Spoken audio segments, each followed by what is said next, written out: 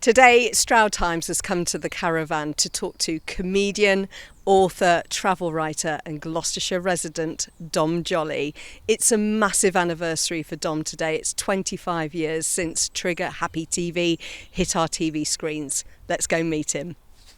Dom, it's great to see you. Thank you so much for coming down to the caravan today to speak to Stroud Times. How are you? I am very happy. This is about as Stroud as it gets, isn't it? In a caravan with a burnt-out van that's sort of sculptured. But no, I love Stroud, so it's art central, isn't it? Yeah. How's life then? Busy? 2025? 2025 is shaping up to be, I think, quite a good year for me. Today, this morning, is very special for me because it is the 25th anniversary today of Trigger Happy TV first going out. It went out on the 14th of January 2000. And it's 25 years to the day, so I feel very, very old. And tonight I'm going out to London to meet the team I made it with. And all my runners, like who were, 16 at the time, are all now like BAFTA film-winning directors. Wow. And much better than me. So it's going to be really weird. But no, it's great. Many congratulations to you. So big party tonight. We've actually got you a present, so I'm teasing ahead now. So You'll just have to stay to the end of the interview and we'll present your gift. I normally run away, so we'll see what happens. But yeah. So you're coming to Stroud and you've extended your tour, haven't you? Slightly. It's sort of typical me, really. I had a proper tour with proper promoters and, did a 66-date tour. But I was getting emails from people saying, why, wherever you do, unless you literally go to someone's front room, they go, oh, why are you not doing a gig here? And I'm like, Christ. But actually, there were some areas. I hadn't done Scotland at all. My promoters seemed to be terrified of Scotland.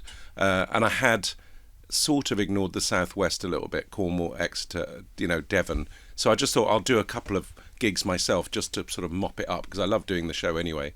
And actually then I thought about Stroud because I love Stroud. I come to Stroud a lot and I'd been to see bands at the Subrooms, but I'd never done anything. So I thought, let's try it. So I asked the guy who runs it and he said yes. So that's what's happening, yeah. And this is the Conspiracy Tourist.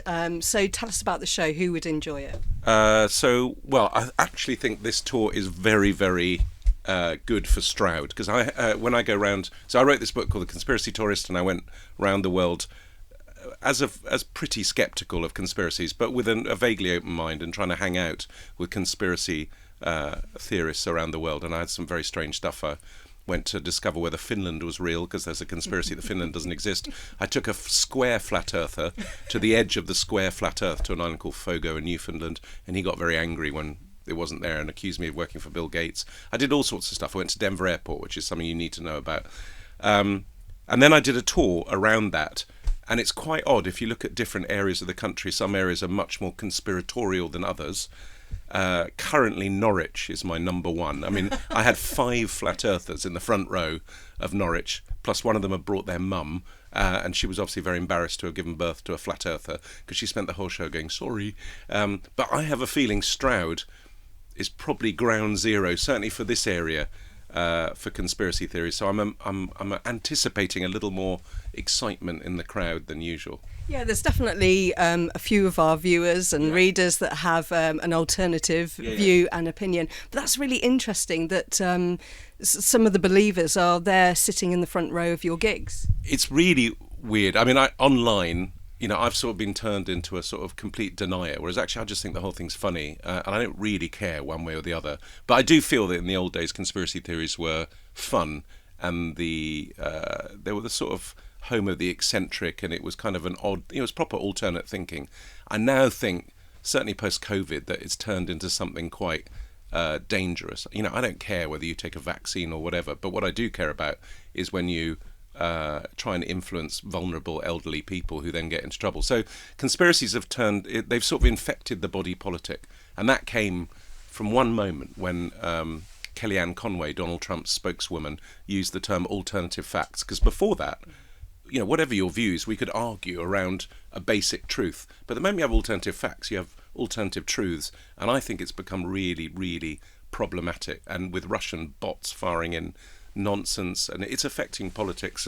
But I know this won't be popular in Stroud, but that's what I'm there to discuss. My show really is just funny and talking about it. But if you want to come, there's question and answers at the end. So if you want to come and argue with me, then I love an argument.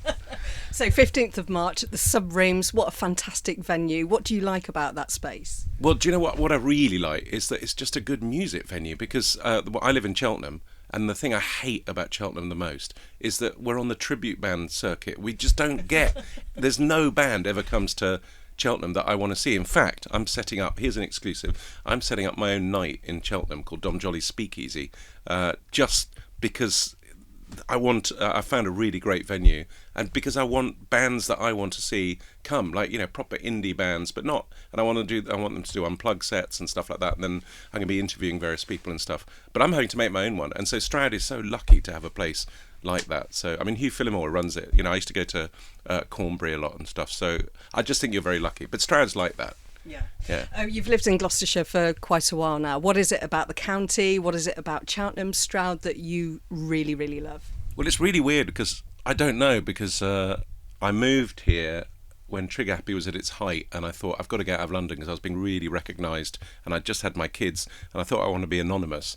And of course I've realised the worst way to be anonymous is move to the country. Everyone immediately knows who you are. But I did have this tenuous connection that my granny and my aunt lived in Cheltenham, and the first time when I came over from Lebanon to school here, and I went to my granny's 90th in Cheltenham, and it was pouring of rain, and Cheltenham then really was like God's waiting room. It was like hip operation, not the hip place it is now.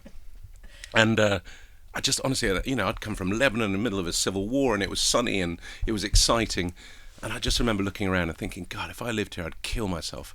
And then, hello, I live there. So I don't know what it is. I mean, Cheltenham, I think, is so beautiful. I think I've toured all over Britain, and I'm telling you, there's no town of a similar size that's better than Cheltenham, that punches above its weight in everything apart from music. Music, it doesn't do well. Jazz festival's all right. They're sort of stretching what jazz is in the jazz festival, but it does all right. I don't know. I love Gloucestershire. I hate the fact that the Cotswolds have become so synonymous with, Hamptons type stuff. But I call that the flatlands. I was going to do a map of the Cotswolds. I'm sure someone's done it, because up here was sort of Lily Allen land, and then you have Clarksonville in the flatlands, and I'm in the buffer zone. I've always been in the buffer zone. I don't know, I just love it. I just think it's very, I don't know, it's just British, but in a kind of nice way. But it's got a bit insane recently.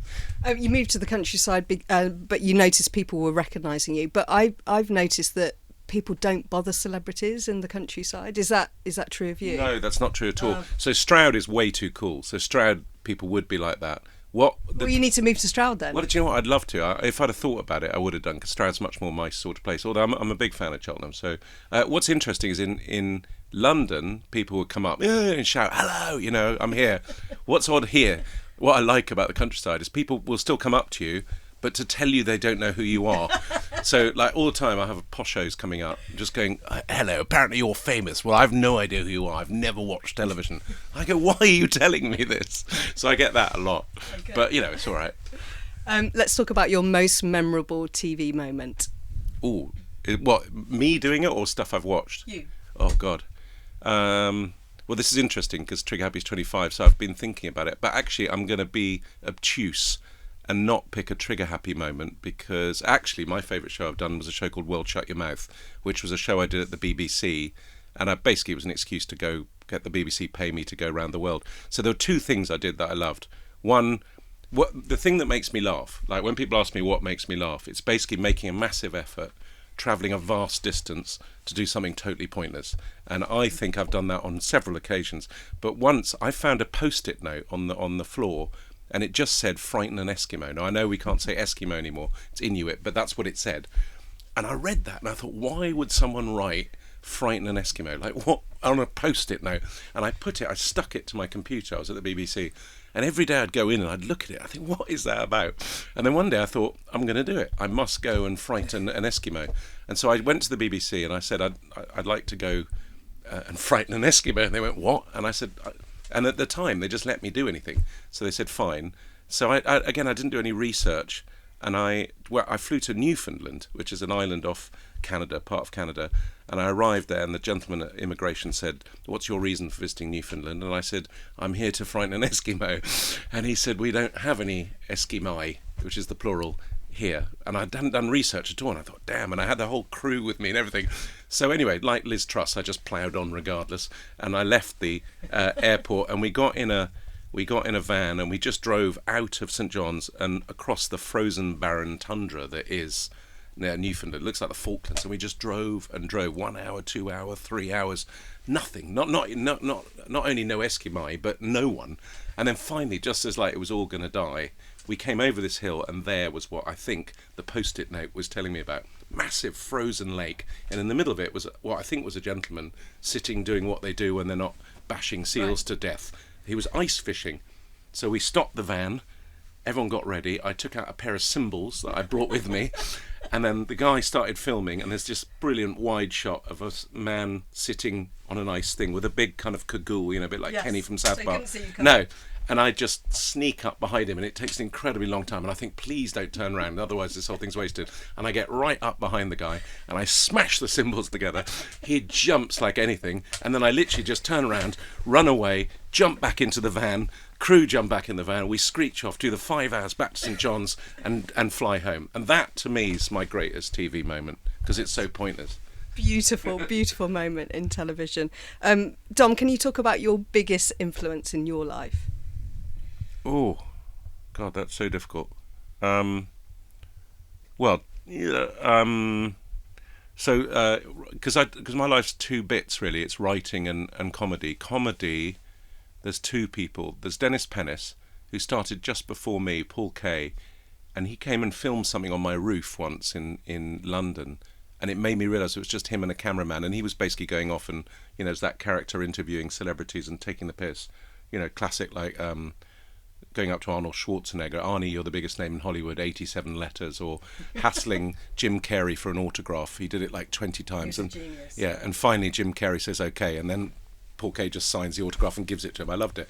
And that inspired me a lot. And actually, weirdly, we both ended up in a queue to do something with Barry Manilow, which was very odd, but that's another story. So Dennis Pennis, but actually the guy who really influenced me, a guy called Noel Godin. Noel Godin was a Belgian anarchist, and he decided, and also because it's Belgium, they weren't doing it for telly, they were doing it for the beauty. And he decided that there was no better way of discerning a man's character than by how they reacted when they were custard pied in the face. And so anyone that he thought had got a bit above themselves or poncy in Belgian society, he would get a group of friends, they'd go to a bar, drink Belgian beer and drink anarchist songs, and then custard pie them.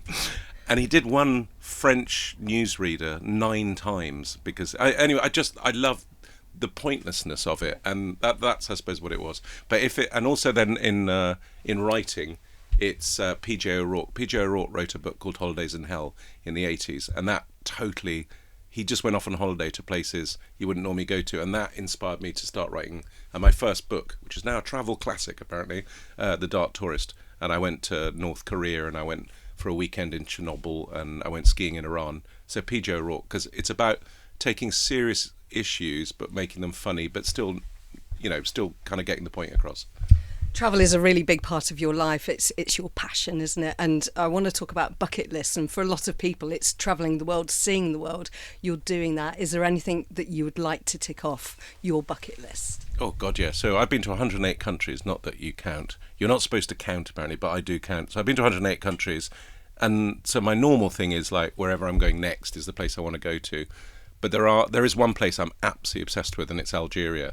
And I wasn't allowed in last time, because I've got such a complicated passport, and I've been to all such weird places that, I was not allowed into both Israel and Lebanon for a bit, which is a bit confusing. I was like, well, I've got to be on one person's side. So, but Algeria, I'm sort of obsessed with for so reasons. My favourite, obviously I'm a Cure fan, so Albert Camus and Killing an Arab and all that was about that. There's a film called Battle of Algiers, which was made in the 50s, which was about the War of Independence in Algeria, and they actually used the actual real revolutionaries in that film, and it's just such an amazing film. But also Algiers is very like Beirut, where I grew up, and I haven't been there. It's a kind of beautiful French-ish city with a Medina on above it, and then it's got this incredible like belt of about 30 miles of very green pine forests and stuff, and then you've got the Sahara, and you've got these incredible preserved like whole Roman towns in the desert heat. It's desert dry heat. It's completely preserved them. And I'm a hot air balloonist, so my dream is to go hot air ballooning in Algeria. So that's my plan. But I need to sort of think of a peg for a book. That's the thing. I also want to go to Yemen. I mean, there's so many places I want to go to, but yeah. What's the biggest lesson life has taught you? Oh, God. What's life taught me? That's a great question. I mean, this is all about my new book, really, The Soul Tourist, because I've got to work it out. I think it's about... I mean, life is about luck. It really is. And I think you just get about 10 moments of luck, and it's about grabbing that luck when it happens. I think you have to work for stuff, but you could work for stuff for ages and then it never happens. But you have to know when to grab that chance. And life, certainly show business, is about waves.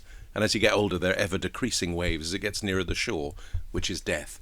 And I just think you need to ride that wave when it arrives. And when it's not, just sunbathe and chill out. That's the worst life advice I've ever given, but there you go. Yeah. Finally, what's the worst and best quality about you, about yourself, would you say? Oh, my God. Well, worst, where do you start? I'm a narcissist. I'm very needy. I'm possibly a sociopath. I drunk tweet. I'm terrible with finances. And the best is I love my dogs so much. I think I love my dogs too much. I think, yeah. So this is Fitzgerald and Truman. Yeah. Oh yeah. You know my dogs' names. That's great. Yeah. Well, this is for you. Happy anniversary. Well, thank you very much. Well, it's not actually for you. Do I open it now? Yeah. Please, do I? If you don't mind. It's nothing. Oh, I'm very excited. Oh my God, what's that? Oh, they will love that. Oh my God, that's hilarious. Oh my God, they will love really that. Annoying. What's weird is one of my dogs, Truman, is obsessed with like these. That is so cool. He's going to love that. Hello. But my other dog is a poet. He'd live in Stroud basically. He never picks up anything, so he'll just look at these. I love these. I've never seen those. Those are amazing. Thank you so much. You're really welcome, Dom. Thank you. Hello. I'm on Stroud Times. It's not rubbish. There you go. Dom, thank you so much for coming to the caravan today in Stroud, and we'll see you real soon in Stroud for your tour. You will. Saturday the 15th. 15th at the Sub Rooms. That'd be great. Or at Juliet's, whatever.